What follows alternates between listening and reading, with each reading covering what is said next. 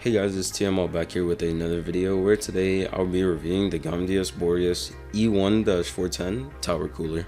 So without wasting any time, let's get into it. Gamdias E1-410 is one of Gamdias' entry-level coolers, coming in at $40 on Newegg. This cooler has 4 copper heat pipes with a bare metal fin stack and a 5V ARGB PWM fan for cooling. This cooler was sent out for review and I actually have another to give away, so stick around for the end to see how to enter. Today I'm going to be testing it against 2 other coolers, the V5 and the stock Intel box cooler. The CPU and motherboard being used are the i5-6600 and the Asus H110M-C. I use CPU ID hardware monitor to track the temps. Okay, with all that info out of the way, let's get into my first impression. So the cooler comes in a nice box with simple branding on the outside. It was packaged well and the cooler arrived in one piece. For CPU socket support, it can support Intel LGA 775, 115X, 1200 and even 1700, as well as 2011. For its AMD socket compatibility, it can support FM1, FM2, AM2, AM3 and AM4. The cooler comes with mounting hardware, instructions, and thermal paste. The fan is a standard 120mm fan and RAM clearance shouldn't be a big deal,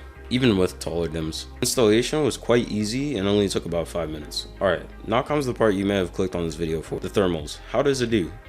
It was surprisingly good. The Boreas E1-410 had really solid temps compared to the Intel stock cooler and the V5. At idle, the Gamdias cooler was on average 3 degrees cooler, sitting around 21°C, the V5 right behind it at 24°C. Next up, Unigine Heaven. Again, the Gamdias cooler was about 3 degrees ahead at 32°C, with the V5 settling in at 35. I ran Unigine Heaven to mimic a gaming load, considering it uses around 40 to 50% of the CPU.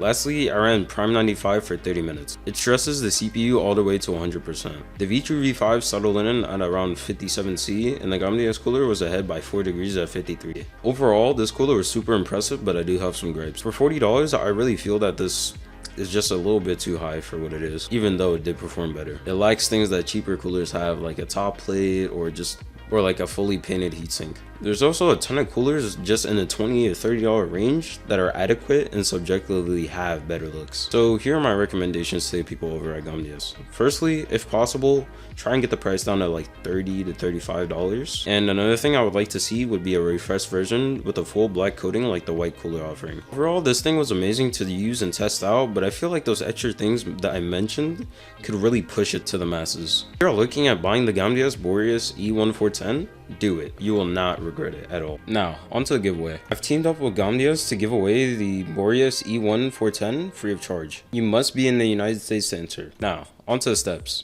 First of all, you have to join the Flipping Central Discord, and the link will be in the description. To join, you'll need to go to announcement channel and react on the bot, as you can see here.